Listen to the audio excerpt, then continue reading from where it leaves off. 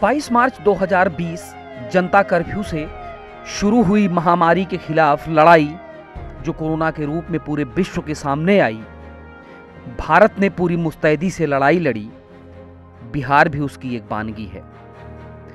बिहार के लिए इस त्रासदी से लड़ना कोई आसान काम नहीं था, क्योंकि अप्रवासी बिहारी जिस तरीके से बिहार लौटना चाहते थे और बिहार में जिस तरीके का इंतजाम था, ये दोनों चीजें इतने बड़े विभेद के साथ खड़ी थी कि देश में लगे लॉकडाउन ने पूरे देश को हिला दिया।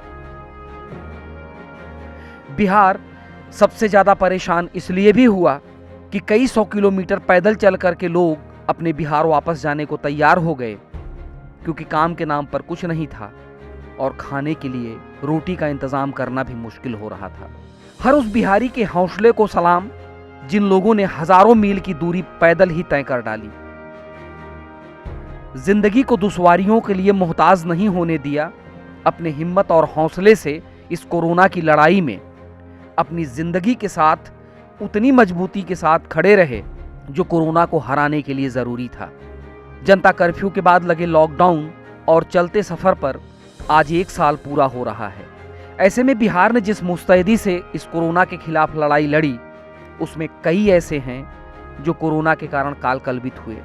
अपनों को खोने का गम सबके पास है और जो चीजें इस कोरोना काल में छूटी हैं, उसके लिए सिर्फ यादों में सजो करके रखने की ही बानगी बची है।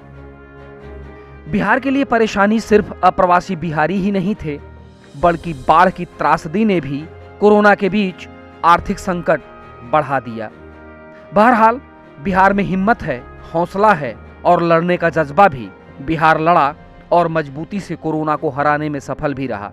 लेकिन बिहार को एक संकल्प और लेना है।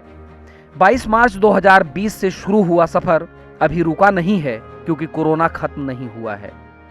ईटीवी भारत बिहार वैसे तमाम लोगों को अपनी श्रद्धांजलि देता है जो लोग कोरोना के कारण असमय काल कलवित हुए, और उन लोगों के हौसले को प्रणाम करता है जो कोरोना के समय अपनों के लिए लड़ते रहे। लेकिन लड़ाई को यहाँ रोकना नहीं है। जब तक कोरोना नहीं हारेगा, तब तक उसे हराने के लिए जिस जीत के संकल्प पर बिहार चला था, उसे बनाए रखना है, आगे चलते रहना है, ताकि कोरोना के कारण कोई असमय काल कलवित न हो, कोई अपनों से बिछड़े न। इसके लिए जरूरी है कि जो भी मापदंड कोरोना से लड़ने के लिए बनाए गए हैं, 22 मार्च 2020 में बिहार ने जिस संकल्प के साथ शुरू किया था, उसका कोई विकल्प न हो। उस संकल्प पर तटस्थ रहना है और आगे भी लड़ते रहना है। कोरोना को हराना है तो बिहार को जीतना होगा, और इसके लिए मजबूत संकल्प ही इसे जीत दिलाएगा। Bureau report, ETV Bharat.